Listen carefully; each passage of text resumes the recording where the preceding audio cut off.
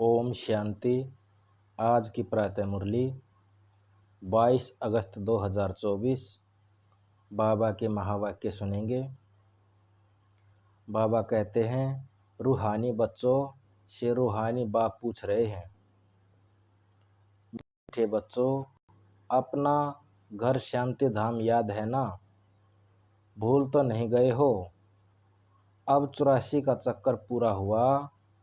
कैसे पूरा हुआ यह भी तुम समझ गए हो। सतयुग से लेकर कलयुग के अंत तक ऐसे और कोई भी पूछ न सके। मीठे मीठे लाडले बच्चों से बाबा पूछते हैं, अब घर चलना है। यह सुख धाम तो नहीं है, यह है पुरानी दुनिया। दुख धाम वह है शांति धाम, सुख धाम। अब इस दुख से मुक्ति हो जाना, मुक्ति धाम। मुक्ति धाम अथवा शांति धाम जैसे कि सामने खड़े हैं, वह है घर। फिर तुम नए विश्व में आओगे, जहाँ पवित्रता, सुख, शांति भी होगी। यह तो समझते हैं ना, गाते भी यही हैं, बाप को पुकारते भी हैं, हे पतित पावन, इस पतित दुनिया से हमको ले चलो। इसमें बहुत दुख है, हमको सुख में ले चलो। स्मृति में आता है, स्वर्ग को सब याद करते हैं। शरीर छोड़ा, कहेंगे स्वर्ग पधारा। Left for heavenly abode. किसने लेफ्ट किया? आत्मा ने। शरीर तो नहीं जाता है, आत्मा ही जाती है। अभी तुम बच्चे ही शांति धाम, सुख धाम को जानते हो, और कोई नहीं जानता। तुम बच्चों की बुद्धि में नॉलेज है, शांति धाम क्या है और सुख धाम क्या है। तुम सुख धाम में थे, अब फिर दुख धाम में आए हो। सेकंड, मिनट, घंटे, दिन, वर्ष बीत गए। अब 5000 वर्ष में बाकी कुछ दिन रहते हैं। बाप बच्चों की स्मृति दिलाते रहते हैं, वह बहुत सहज बात है। इसमें मूंझने की तो कोई दरकार ही नहीं। आत्मा 84 जन्म कैसे लेती है, यह भी किसको पता नहीं है। लाखों वर्ष की बात तो किसको याद भी रहना मुश्किल है। यह ही है 5000 वर्ष की बात। व्यापारी लोग भी स्वास्तिका चौपड़े पर निकालते हैं, उसको गणेश कह देते हैं। गणेश को हाथी की सूंड दिखाते हैं। मनुष्य पैसा खर्च करते हैं, चित्र आदि बनाते हैं। इनको कहा जाता है वेस्ट ऑफ टाइम। तुम्हारे में कितनी ताकत थी, वह दिन प्रतिदिन कम होती गई। जैसे मोटर से पेट्रोल कम होता है, अब तो तुम बहुत कमज़ोर हो गए हो। 5000 वर्ष पहले भारत क्या था? अथाह सुख था, कितना ज़बरदस्त धन था। यह राज्य उन्होंने कैसे पाया? राजयोग सीखे थे, इसमें लड़ाई आदि की बात ही नहीं। इनको कहा जाता है ज्ञान के अस्त्र शस्त्र, और कोई स्थूल बात नहीं है। ज्ञान के अस्त्र शस्त्र ही है। ज्ञान, विज्ञान, याद और ज्ञान के कितने बड़े ज़बरदस्त अस्त्र शस्त्र हैं। सारे विषय पर तुम राज्य करते हो। देवताओं को कहा जाता है अहिंसक। अभी तुम बच्चों को मनुष्य से देवता बनने की शिक्षा मिल रही है।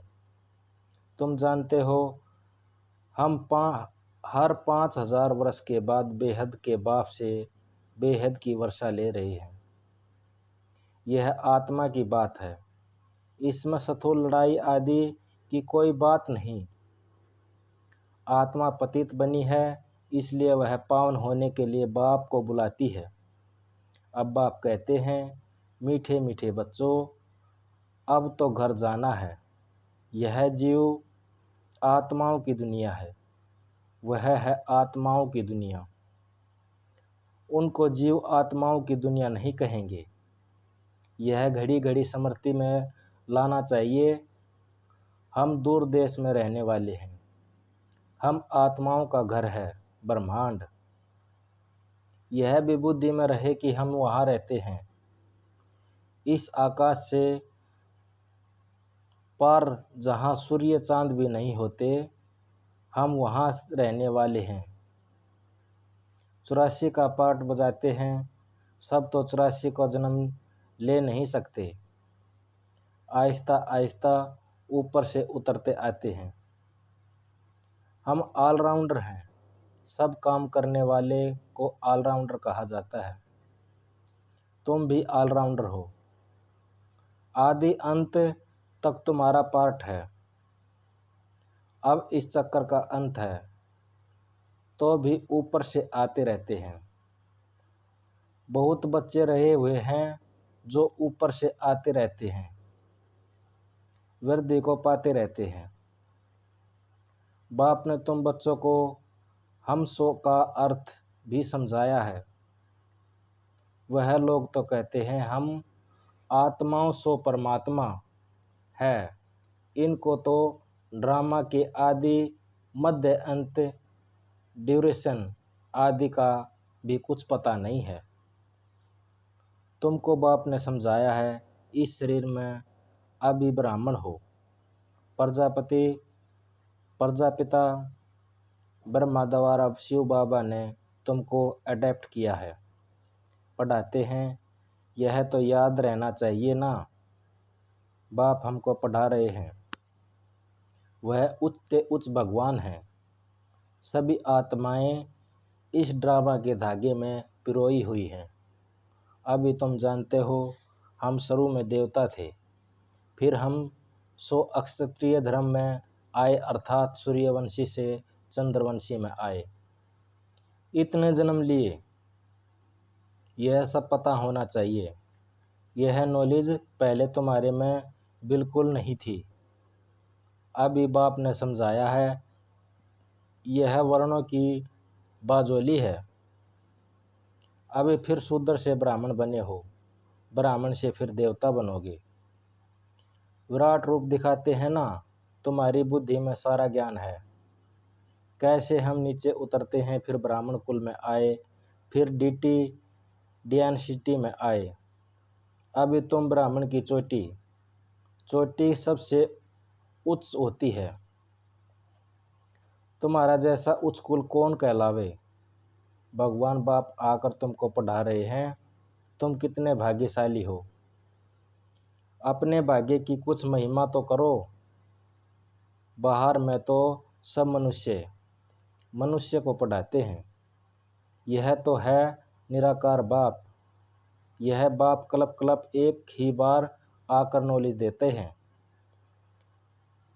पढ़ाई तो हर रोज़ पढ़ते हैं ना। बैरिस्टर की नॉलेज पढ़कर बैरिस्टर बनते हैं। वह सब मनुष्य को पढ़ाते आते हैं। अभी यह है भगवान वाच। मनुष्य को तो कभी भगवान नहीं कहा जाता। वह तो है निराकार। यहाँ आकर तुम बच्चों को पढ़ाते हैं।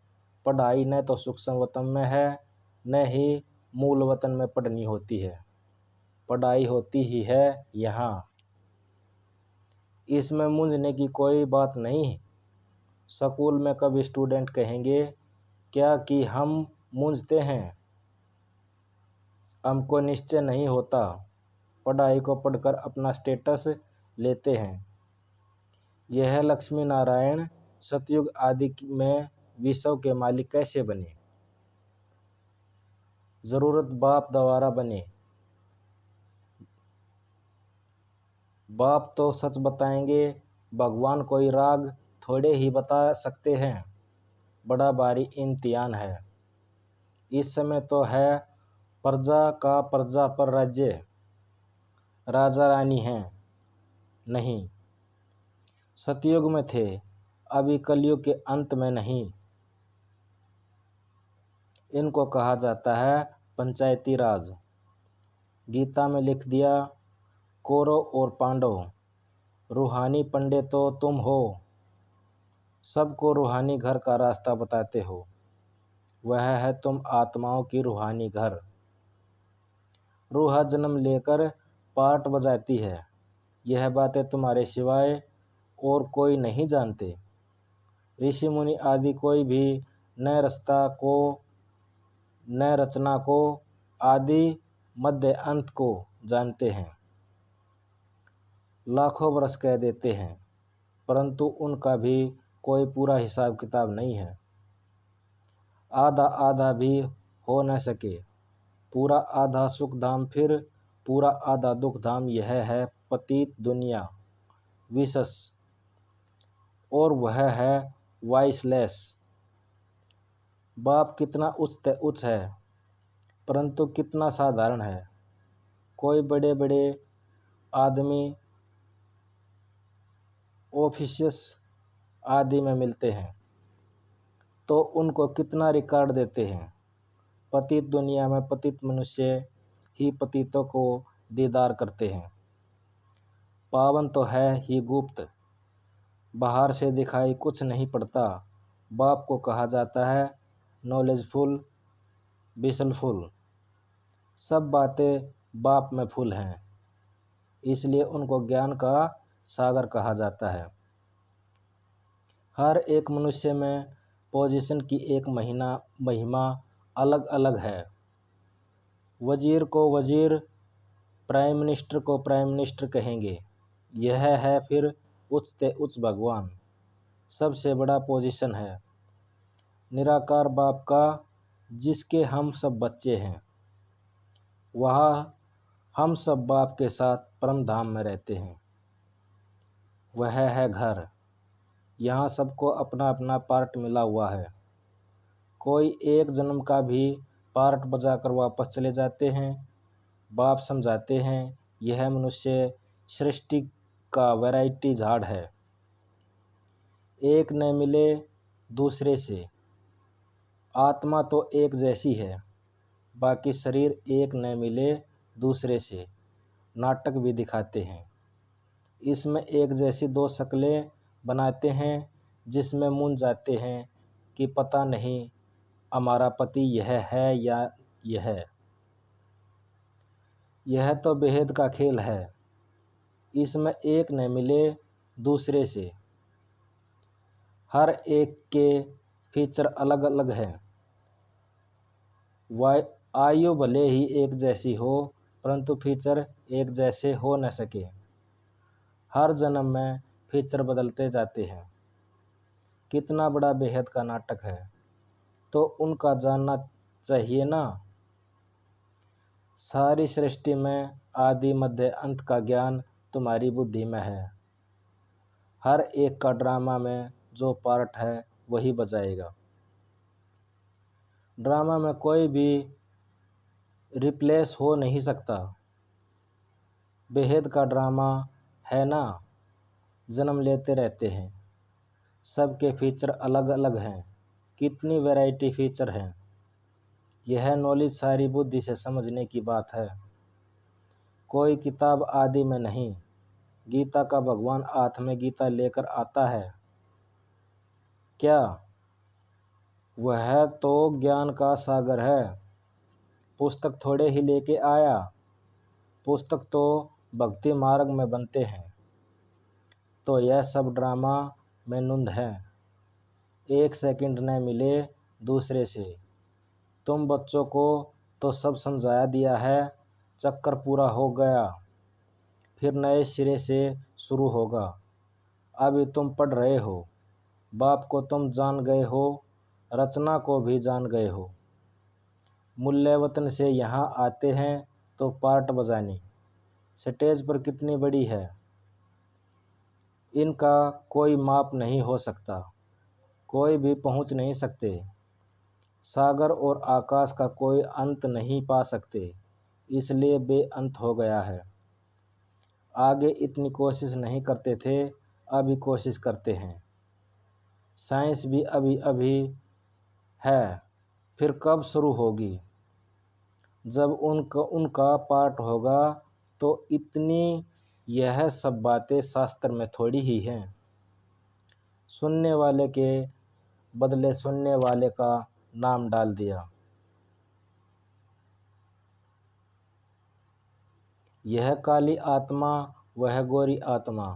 काली आत्मा इनके द्वारा सुनकर गोरी बनी है। नॉलेज से कितना उत्पद मिलता है। यह है गीता का पाठशाला। कौन पढ़ाते हैं? भगवान राजयोग सिखाते हैं। अमरपुरी के लिए, इसलिए उनको अमर कथा भी कहा जाता है। ज़रूर संगम युग पर ही सुनाई होगी।